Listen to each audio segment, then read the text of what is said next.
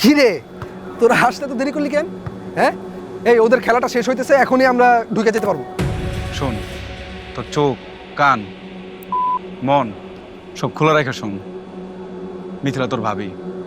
তাই নাকি? কবে থেকে হইলো? ওই রেহান, ওই ঠিক আছে, এরকম করতেছে কেন রে? তুই জানোস না রেহান মিথিলারে প্রপোজ করছে?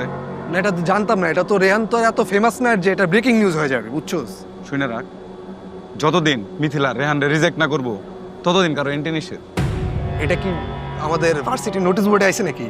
ওই বেটা কি কইতেছ? তুই বলছ না কেন কিছু? এটা নোটিশ বোর্ডে আমার জিনিস না রে ভাই। তুই মিথিলারে দেখলে 100 হাত দূরে থাকবি, কোনো ডলাডলি বাদ, ছবি তোলা বাদ, দেখলে সালাম দিবি, মনে থাকবো। শোন, আমি তো এতদিন জানতাম তোরা দুইটা নেশা করস, কিন্তু এখন তো মনে হইতেছে তোরা গুন্ডা। এখানে গুন্ডামি করা যায় কেন রে ভাই? গুন্ডা মানে? গুন্ডা মানে গুন্ডা ভাই। এটা কি করতেছিস?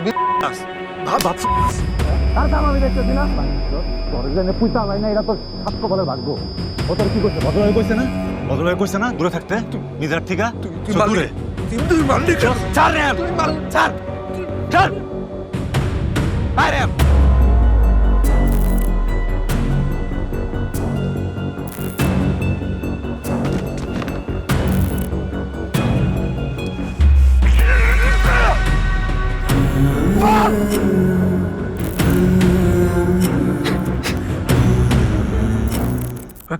কি যেন একটা নিয়ে প্ল্যানিং করছিল। ওরা বলছিল আজকেই লাস্ট সুযোগ, মিথিলা কোনোদিন ড্রিঙ্ক করে না, এর চেয়ে ভালো সুযোগ আর তারা কোনোদিনই পাবে না।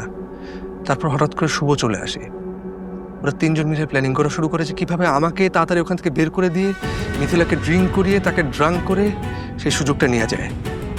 প্রথমে রেহান যাবে আর শুভ নরেনকে সামলাবে। কিন্তু কিসের প্ল্যানিং এর কথা বলতেছে ওরা? প্ল্যানিং আমার, তুমি বলো না রে আমরা এটা কি করব?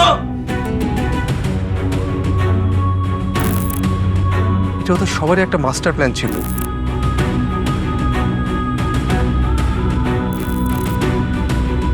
ভিডিও করার দায়িত্বটাও পেল তামিল।